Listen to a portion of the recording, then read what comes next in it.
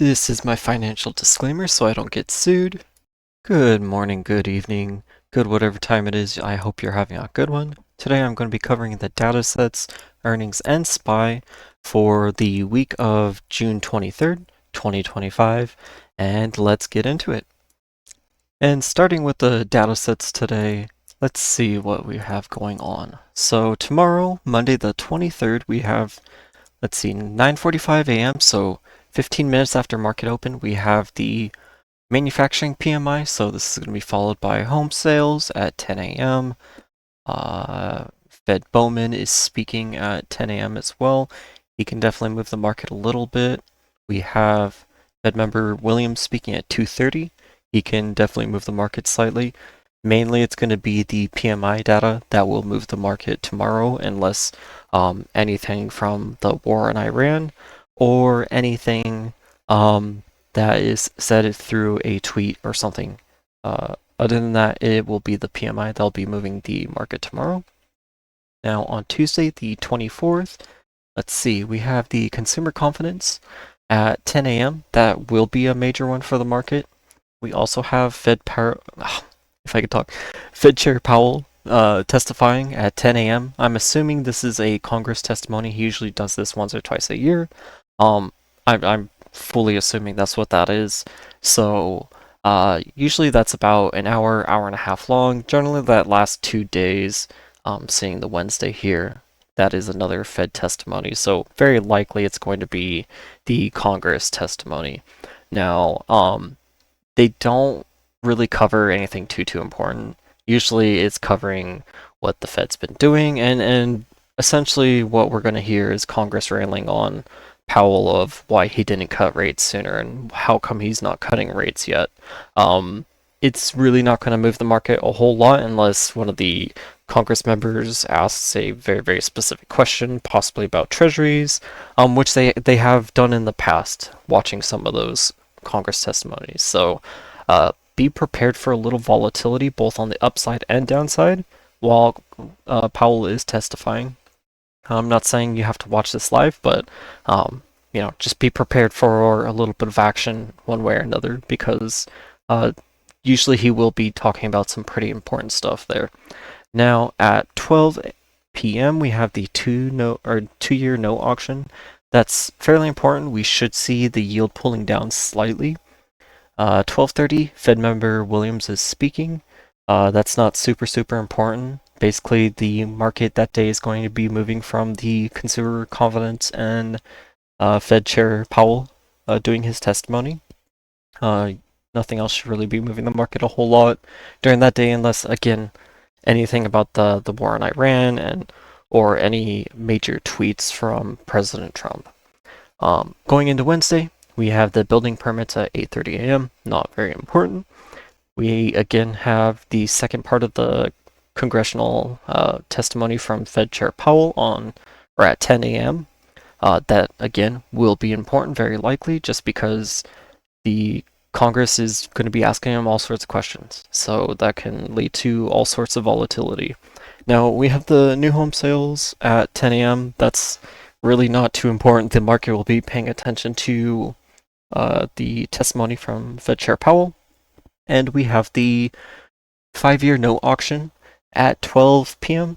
Now, this will be kind of important because based on the 2 days of testimony from Powell, we'll be able to see how the yields are responding, whether they are going up or down. If they are going down, then the market is expecting more of a stance of cooling. If they're going up, then the market is, anticipating more of a hotter stance. So those 2 days of testimony will really help see what's going on with the yields through that 5-year auction. Now on Thursday, let's see, we have the PCE data coming in at 8:30 a.m. Some of the durable goods stuff, nobody cares about that. We do have the weekly jobless claims that has been slowly increasing. It's not really at a dangerous point yet, but it is slowly getting there, so it's something you do need to be paying attention for. If it starts creeping above that 2 million mark, then that will be weighing on the market pretty heavily. So just be aware of that. Now the GDP, the last few prints have been coming in majorly negative. So extremely likely this GDP print Thursday at 8:30 is very likely going to be coming in negative or flat. Just that's following the current trend right now. I wouldn't expect anything out of that too much in terms of positive upside. The only thing for that giving bullishness for the market is because it potentially leads to rate cuts. Now let's see. Pending home sales, that doesn't matter. 7-year no auction, again, that will be important to watch at 12 a.m. because that will tell us a lot about what this initial data in the morning was doing and how the treasury auction is responding, or how the treasury market is responding to that. So if we see the rates pulling upward, again, they're not happy about it. If we see the rates pulling downward, then they are happy about that. Pretty much the entire day is going to be based around the early GDP and the core PCE prices. The other stuff in the day doesn't matter too much. We do have Supervisor Fed Chair Barr speaking at excuse me, I'm losing my voice, at 1:15 p.m. That's not super important, but he can move the market a little bit. I wouldn't really anticipate a whole lot from that though. Moving into Friday, we have Fed member Williams speaking at 7:30 a.m. That is fairly important. He can move the market a little bit, but we have some pretty major data sets, just an hour after that, so I don't assume anything he says is going to stick too long. We have the core piece. I'm losing my voice. 1 second. Okay, I'm alive and I'm back. Where were we? Okay, core PCE. That is coming in at 8:30. Followed by the PCE price index, month over month and year over year. That's going to be super important. The personal spending is going to be super important as well. We have been seeing a downtick in the personal spending and personal consumption overall, so very likely we do see the forecasted amount or less than that. Now at 10 a.m. we have the Michigan inflation data and consumer expectations. Usually this isn't super important, but now that the market's kind of in a very shaky stance of, are we ready to see the yields pull upward, or are we ready to see the yields, start crashing? All of these type of data sets really help that. Now the Atlanta Fed GDP is pretty important. That was very elevated just, a few weeks ago. That's been, creeping down pretty heavily. So that will be important to see, what's going on with the GDP essentially, because we have been getting massive reports that have been pulling it downward. So overall, not super important data this week. It's pretty much one time frame each day that's really important. So sorry, I've been losing my voice. So again, just quickly covering this. Monday, it's really going to be the 9:45 to 10 a.m. That's the really key time frame. On Tuesday, it's that 10 a.m. time frame because Fed Chair Powell's testifying. Wednesday, same thing. Fed Chair Powell is testifying, so it's 10 a.m. Thursday, the 8:30 is the big data release with all the GDP and the PCE data, and that's the personal consumption expenditure data, which is essentially telling the market how much people are spending or not. We've been seeing that pull downward. Very likely we see that pull downward more. Friday, again, it's going to be pretty much this 8:30 time slot and the 10 a.m. time slot. But besides that, nothing too much. So overall, not too much of a data-packed week. And quickly going over the earnings, as you can see, there's really not much this week. Essentially, we only have Micron in the after hours on Wednesday. Other than that, it's not a very earnings-heavy week at all. So essentially, it's only going to be Micron, but Micron does have the way to shift the market a little bit, so do be paying attention for that one. If you're enjoying this, please check out my Patreon. For just $1 a month, you can join our community chat and access our tools like the Unusual Whale Spot and our own personal GEX and DEX market positioning. My $12.99 premium tier gives access to my personal trades, 2 live classes a week, which are on Wednesdays and Sundays, and direct support from myself. The links to join are below, but you can also join through patreon.com/wooksy. Thank you for supporting me to help you build skills for a lifetime. And getting into the technical analysis, as always, let's go ahead and go to the daily time frame. Let's open up our moving averages and the Bollinger Bands. We had a very exciting week last week. We pulled down. We finally saw the 20 MA range, and as of the overnight currently, we are testing that range very thoroughly. That was something we were anticipating since the upper Bollinger, so that worked out very well. Now let's quickly just go over our levels. And I'm not going to go over the upper bounds and lower bounds in this video because this is the Sunday video. I want to really just focus on the main data points, and I will go into more of the more detailed stuff in the videos throughout the week. So with that said, let's go ahead and get straight into it. Now the 5 MA is currently at 596.37. The market closed at 594.28, so we will see the 5 MA pull down.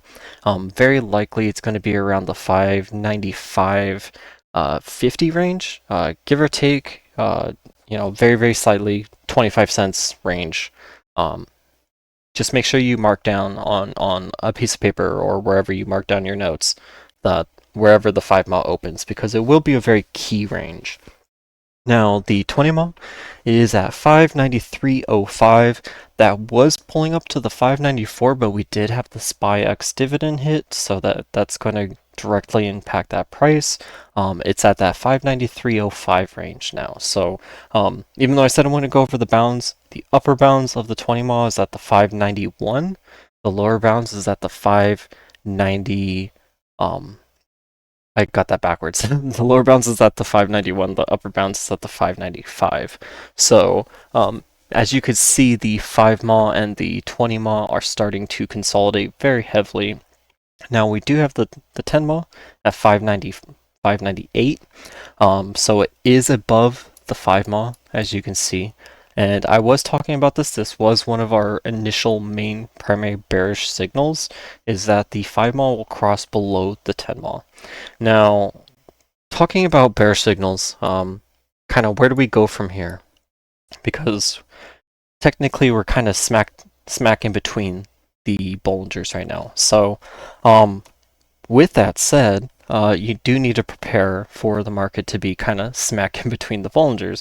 And what that means is that now that we're testing the 20 MA range, that unlocks the 5 MA. And when that unlocks the 5 MA, that's generally an upward consolidation from this range. And when that 5 MA gets tested again, that unlocks the 10 MA or 20 MA to be tested again. Generally, that's going to start curling up again to the 10 MA, and from there, that leads to another 5 MA test, and then it opens up the upper Bollinger. But, and that's because all of our support's above us right now. So, really, we have a lot of room to work on above us before we start really dropping down a whole ton. I know everyone's starting to really lean into this 580 range, but this is very far away right now, and that's because our moving averages are just not near it. It's all in this range right here.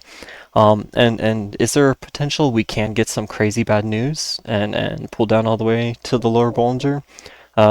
There is, but that's not looking likely right now.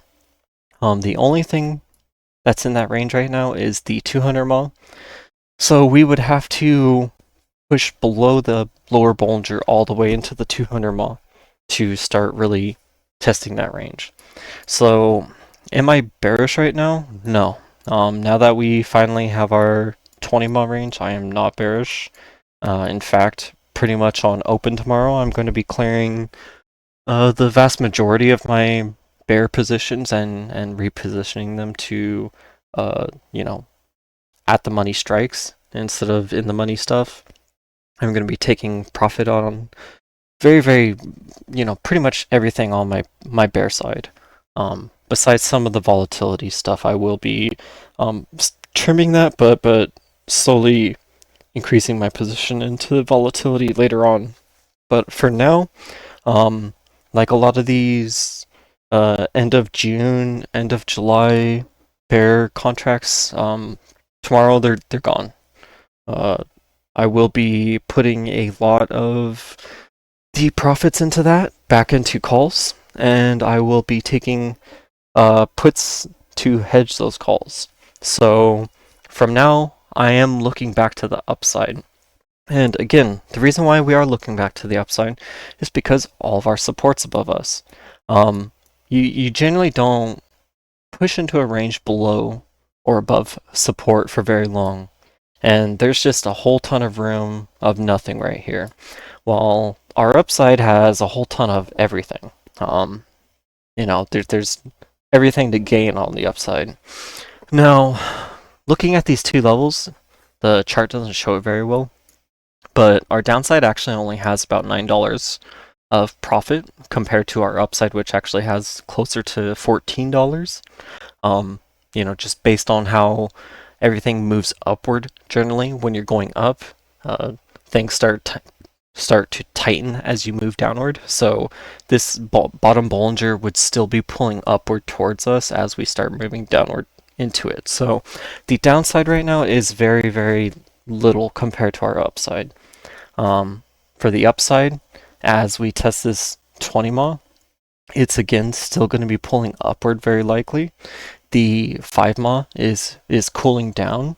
It's going to pull downward slightly and then pull back upward, which is going to open up the upper Bollinger. And when the upper Bollinger starts opening up, that means that that whole range, the 609 plus, really just unlocks. Now, what is at the 609 range? And let's hide that. And because of the dividend, it is our all-time highs. Our all-time highs are back at that 609.59 range. So potentially the market's really positioning here for a major push upward back to all-time highs and far above that. Again, just going over my channels very, very quickly. We have been hovering at the very top of this major selling channel, and generally that'd be a very bearish thing. But we are going to be hedging contracts here, so it's not like we're not going to be protected. Okay. But our upside has been opening up massively as we continue to consolidate the moving averages in that range. So previously I was starting to look up towards that 634 range, but now that's already opened up to the 651, 653 range. And each day that passes by, that opens up further and further. So do we have room to push to the upside? I think we do. I am very convinced that we're going to see a very large reversal here and basically just push all-time highs. And that's what I'm going to be preparing for. I'm going to be, again, taking profit on pretty much all my bear positions, a lot of my bear equities, a lot of my bear weight stuff I'm going to be taking profit on. I'm going to be using that profit for new bear contracts. I really want to target that August 15th expiry, but if you can, target the September 19th, I believe. Definitely do get that. I am going to be trying to take some contracts for that as well. But this is really a range where you take contracts out for the next few months. And again, I'm going to be doing that personally. That's what I do at the 20 MA. This is a range where you kind of toss emotions aside and you just say, okay, the bears have technically, they've gone all the way from, I believe it was 605 before the dividend, all the way down to these, I want to say it was the 591. Yeah, which that's a whole $14 move. It's allowed the RSI to cool off. It's allowed the ADL to cool off. It's allowed a lot of different things to cool down very significantly to where we can now just swing back upwards and start pushing again. So is there the potential we head down to the bottom Bollinger? Yeah, sure, of course there is, but I think that there's a lot of reasons for us to start pushing back upwards. And again, that's just really where I'm leaning right now. Going over any hourly structure, essentially we've just been seeing this, this very large inverse cup closing. But as you can see on this cup, it's just been slowly ticking upward each time it touches support. This is the only time it hasn't in this range, which for me that's fine with. If we push down to this 587, for example, I'm totally fine with that. If we take that range, I will look for the bullish structure from there and start heading back upwards, and just further, average into my contracts for the upside. But there's still not a whole lot of downside for the bearish perspective. We would have to pretty much fully break down below the lower Bollinger. We'd have to pull all of our supports down. We would have to retest all the supports while pulling them down. So our downside's really tapered here. And that's just what I'm seeing. This is a really good entry to start buying again. So I do think that you should set up for it. And if you are bearish here, which, that's completely reasonable, again, just hedge here. This is a perfect range to hedge. We've been waiting, really a week and a half now for the lower bounds of the 20 MA, and we're finally there. So I'll definitely use this range. Yeah, that's going to cover it for tonight's video. Thank you all for watching. I hope you have a safe trading day safe trading day tomorrow, and a great week overall. And we will cover more of the finer details in tomorrow's video, but I don't want my videos to be extending out too long, but the Sunday videos, again, there's always a ton to cover, so those videos will be a little longer, but I am going to try to keep my standard videos to about the 12 to 15 minute range. Okay, with that said, I hope everyone has a good night, good day, have a safe trading day, and I will talk to you in the next video. Take care.